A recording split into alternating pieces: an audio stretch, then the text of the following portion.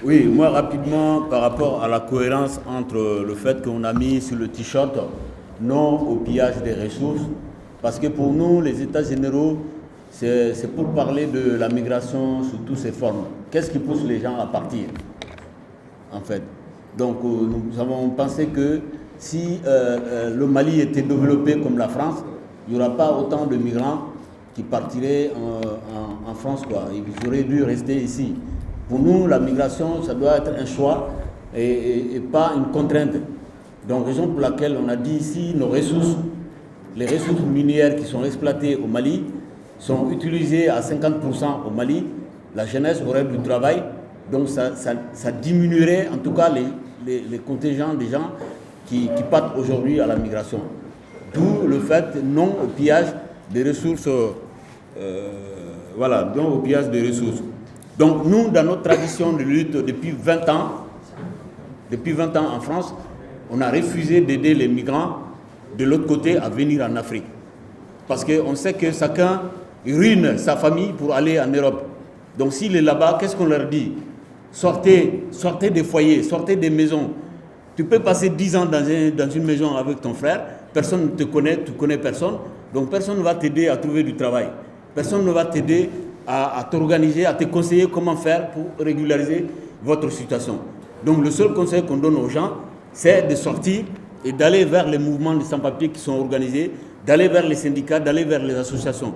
Parce que l'argent que l'OFI donne, en même temps je réponds au doyen qui a posé la question, l'argent que l'OFI propose aux migrants de retourner chez eux, c'est de poudre au jeu. Ce n'est pas de l'argent à qui moi je veux conseiller à quelqu'un d'aller le prendre, parce que 5 6 000 euros, c'est rien du tout. Donc tu viens dans un an, c'est fini. Nous, on a rencontré l'OFI il y a une dizaine d'années. Qu'est-ce qu'on a demandé à l'OFI? On a dit, est-ce que vous êtes prêts à financer tous les projets d'une personne qui est en France et qui veut retourner au pays? Est-ce que vous êtes prêts aussi, une fois que le commerce ou l'entrepreneuriat qu'il a entrepris au Mali ne marche pas, qu'il retourne en France? C'est ce que nous, on a mis dans nos revendications. Ils ont dit non. Nous, on a dit dans ce cas, on ne peut pas. Moi, je suis pour que les gens accompagnent les gens qui veulent venir, mais à condition que si l'entrepreneuriat ne marche pas, si l'entreprise qu'ils ont créée est partie en faillite. Parce qu'en France aussi, il y a des entreprises qui partent en faillite. OK? Donc, s'ils peuvent retourner en France pour continuer à travailler, nous, on est d'accord. Donc, dans ces conditions, on nous dit non, on ne peut pas travailler avec eux. Alors, la question par rapport au consulat. Nous, je viens de vous dire que ça fait 20 ans qu'on travaille avec les autorités en France, que ce soit la préfecture de police de Paris, le ministère, les parlements, tout. Mais c'est avec nos autorités où ça coince. À un moment donné où la mobilisation était beaucoup plus forte, parce que quand on partait au consulat du Mali, on partait à 2000, 3000 personnes. D'ici la gare, personne ne peut travailler. Donc le consulat du Mali avait négocié avec nous, et c'est Diallo qui était le référent. En cas d'arrestation de nos militants, Diallo appelle Diko, il dit j'ai un problème d'expulsion à gérer. Il se voit dans un café où Diallo le rencontre au consulat, il donne les bonnes informations pour que la personne ne peut pas être expulsée au Mali. Cette relation est coupée parce que l'administration malienne, ce n'est pas comme l'administration française. Une fois que les relations qui sont là sont mutées ailleurs, le problème est fini, il faut recommencer à zéro. Et c'est ça qui est mauvais au niveau des administrations maliennes. Parce que si nous, on travaille depuis 18 ans avec la préfecture de Paris, entre-temps, le préfet de Paris, on a eu 5 préfets, et sans compter les directeurs qui nous reçoivent pour discuter des dossiers.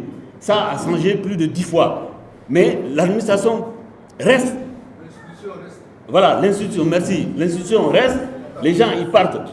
Donc c'est ça qui a fait qu'aujourd'hui, on a une relation forte avec les autorités françaises, d'où les interventions pour défendre nos camarades ne sont pas compliquées. Même des policiers qui nous encadrent dans les manifestations. La manifestation qu'on a fait hier là, nous ça fait 18 ans, on n'a pas sommé une semaine.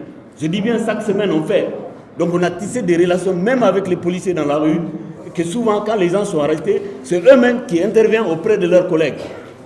Donc voyez pourquoi les autorités maliennes ne nous tendent pas la main pour, en tout cas, on fait le travail qu'eux ils doivent faire. Empêcher l'expulsion de quelqu'un, ce n'est pas notre rôle. Hein. C'est le rôle des autorités du pays là-bas. Mais nous, on est là pour donner un coup de main. Donc c'est ça qui complique les relations entre nous et le consulat du Mali. Merci.